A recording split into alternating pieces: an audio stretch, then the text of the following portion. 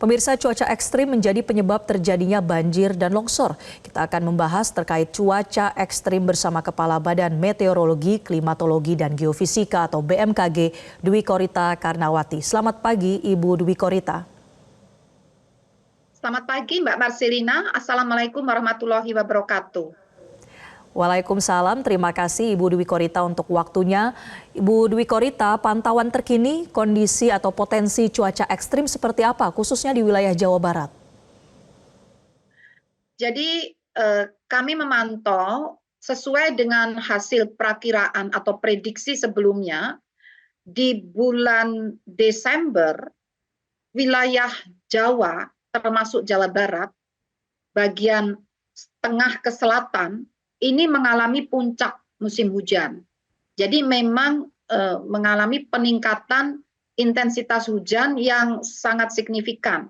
Sehingga kejadian hujan lebat, hujan ekstrim itu memang seperti yang kami prediksi. Apalagi saat ini juga terdeteksi adanya beberapa sirkulasi siklonik di Samudra Hindia atau di sekitar Selat Sunda, yang juga berpengaruh meningkatkan kecepatan angin, juga pertumbuhan awan-awan hujan juga dapat semakin meningkat, tidak hanya akibat dari puncak musim hujan tadi. Oleh karena itu, selama sepekan ke depan, itu kami masih memperkirakan terdapat potensi hujan hingga lebat, ya, bisa ekstrim, disertai kilat petir dan angin kencang pada skala lokal di sebagian wilayah Kabupaten Sukabumi dan Kabupaten Cianjur. Kesiapsiagaan tetap perlu ditingkatkan. Demikian. Baik, kondisi cuaca ekstrim seperti ini, Bu Dwi Korita, diprediksi akan terjadi sampai kapan? Minimal sepekan ke depan, dan ada prospek atau peluang berlanjut hingga yang kami khawatirkan bisa hingga akhir tahun atau awal tahun 2025 ini. Itu prospeknya, dalam arti kami masih terus memonitor, ya, ada kecenderungan sampai di akhir tahun bahkan awal tahun 2025. Namun yang sudah lebih pasti itu paling tidak sepekan ke depan. Demikian.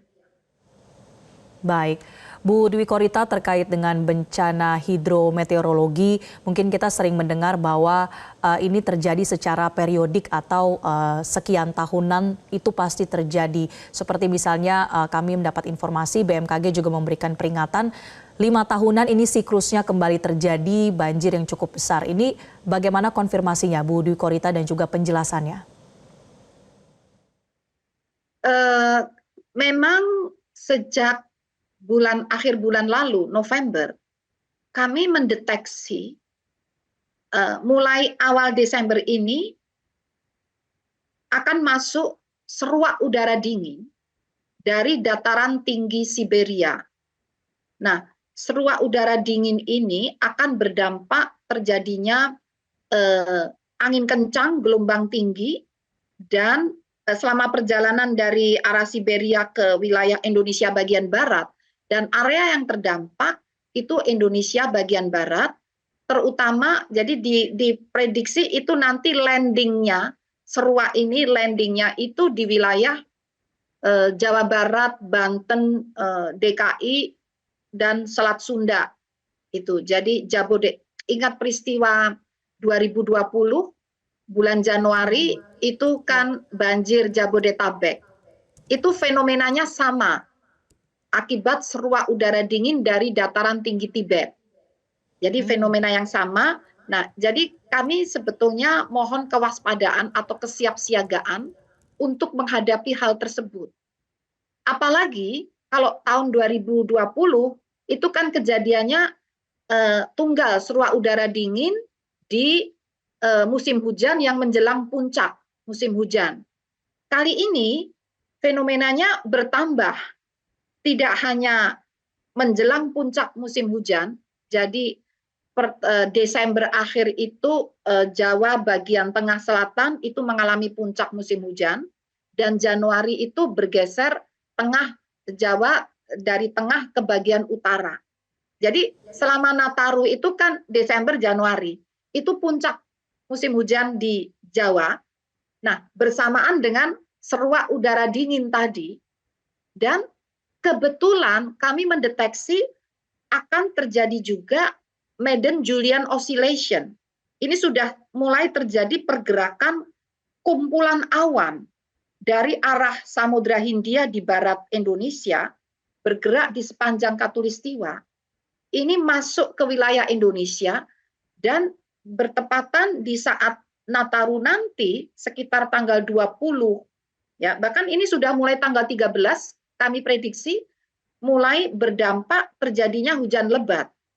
Diprediksi mulai tanggal 13 sampai tanggal 30 Desember.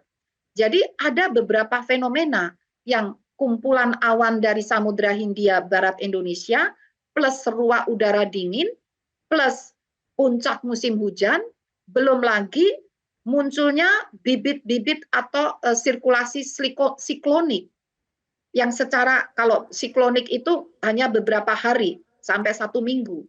Kalau seruak udara dingin ini bisa beberapa minggu, kumpulan awan dari Samudra Hindia itu bisa beberapa minggu. Kalau musim hujan sampai Maret, April. Sehingga beberapa fenomena yang terjadi bersamaan ini, benar-benar kami harus memohon ke seluruh pihak dan masyarakat untuk tidak hanya waspada, tapi barangkali sudah siaga. Karena potensi dampaknya, ya kalau bayangannya 2020 kan banjir semacam itu ya. Doanya tidak seperti itu. Tetapi upaya untuk memitigasi kita siapkan kondisi terburuk. Meskipun doanya jangan sampai terjadi terburuk. Seperti itu. Demikian. Baik, Bu Dwi Korita, kita akan lanjutkan perbincangan, tapi usai jeda, dan pemirsa tetaplah bersama kami di Breaking News Metro TV. Jelajahi cara baru mendapatkan informasi. Download Metro TV Extend sekarang.